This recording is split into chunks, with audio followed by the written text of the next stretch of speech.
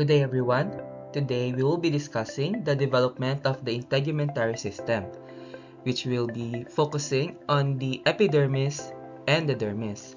So, as we know, the integumentary system is composed of the skin, the hair, and the nails. The nail and the hairs will, as we will learn later on, is derived from the epidermis.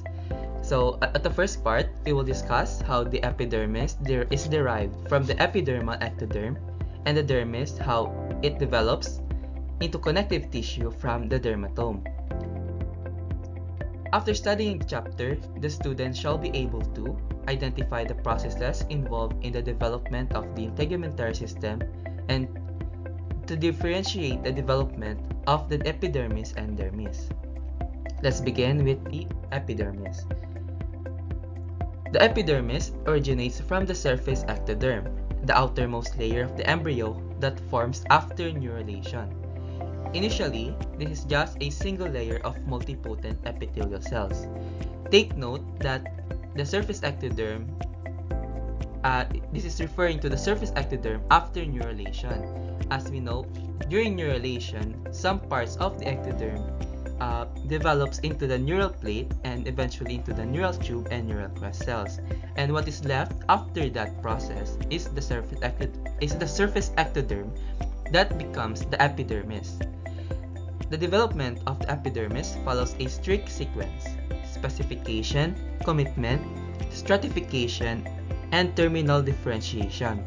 As we can see in this image, it shows the process from the surface ectoderm and the mesoderm forming the periderm layer and the mesenchyme, and eventually giving rise to the different layers of the epidermis and the different layers of the dermis, as well as the inclusion of melanocytes. Let's begin with specification and the periderm. Around the second month of human embryonic development, the single-layered ectoderm divides to form a transient, embryo-specific outer layer called the periderm. The inner layer becomes the basal layer, stratum germinativum, and the periderm acts as a temporary protective shield for the developing fetus and is continually shed into the amniotic fluid. So, ibig sabihin itong transient is that it is temporary and it only exists during this specific phase of embryonic development. So embryo specific, meaning after that child has been birthed, it disappears, and ito pong single layer of that forms the periderm is continually shed, meaning matatanggal lang siya, then makapalitan lang siya kagad. This periderm is produced by the dividing basal layer or the stratum germinativum. It is also during this period that neural crest cells invade these forming epidermis, which eventually forms the melanocytes, which can be found in the keratinocytes, which we can see in the skin and the hair bulb, which expresses itself as our skin and hair pigmentation. So we learned that after neurulation, some of the neural crest cells differentiates into melanocytes. So that occurs at this stage.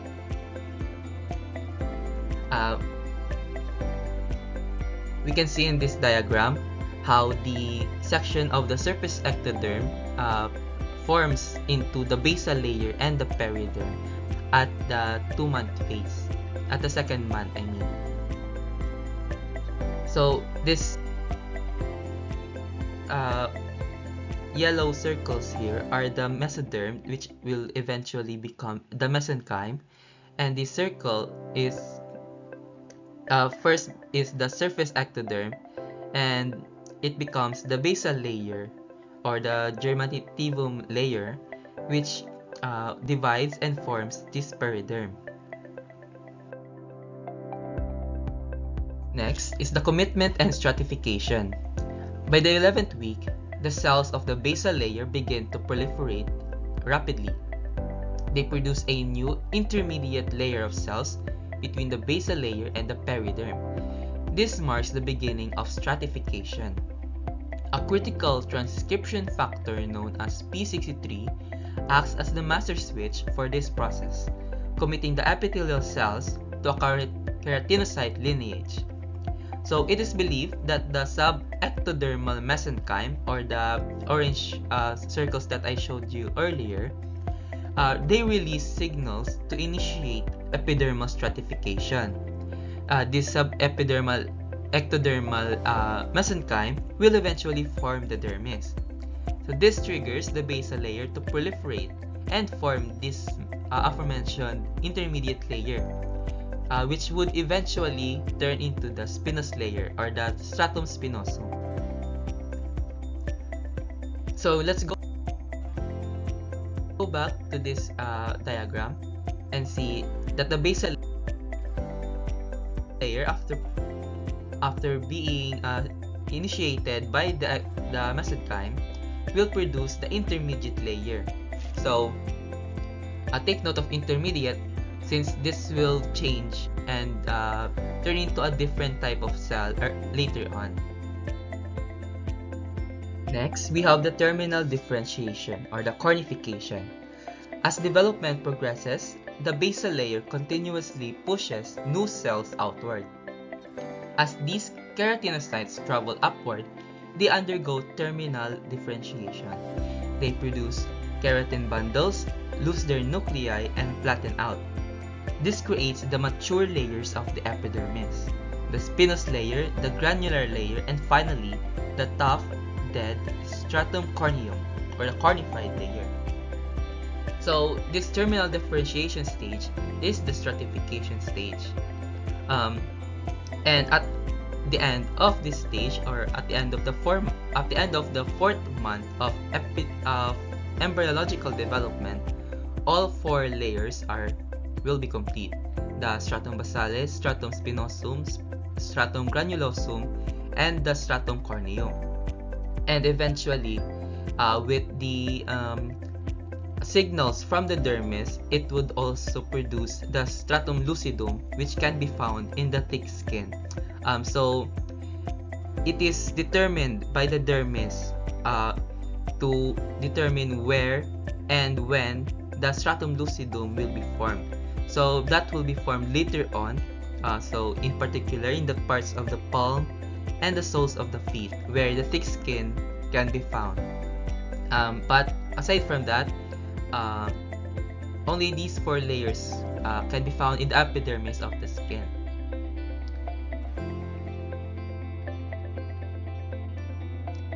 So going back to this diagram,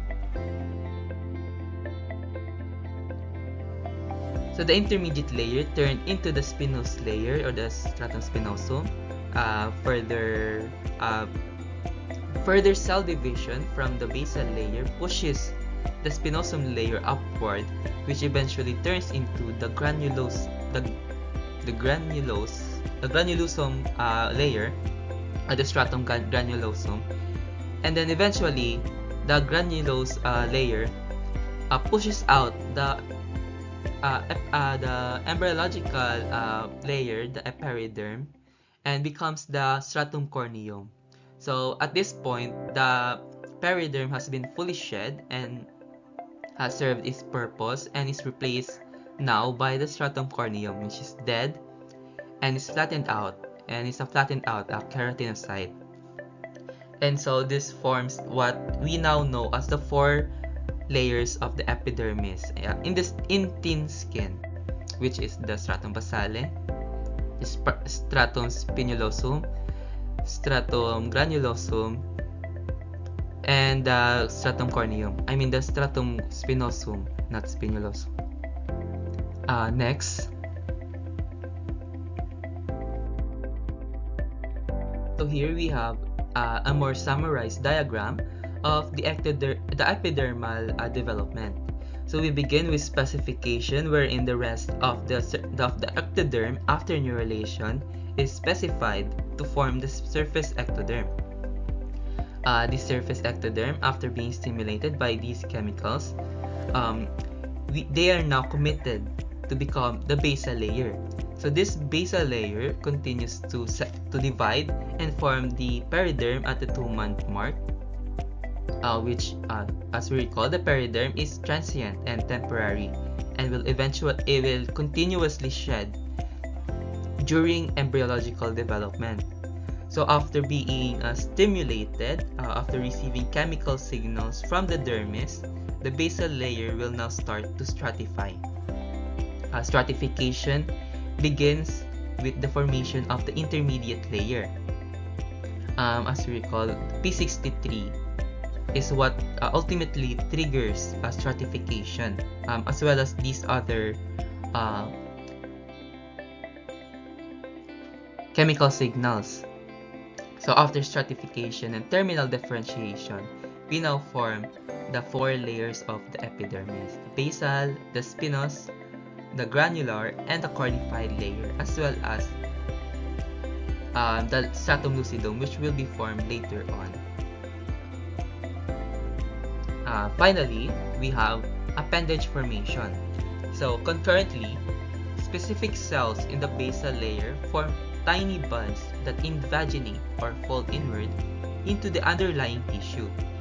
These buds eventually develop into epidermal appendages like hair follicles, sweat glands, and sebaceous glands.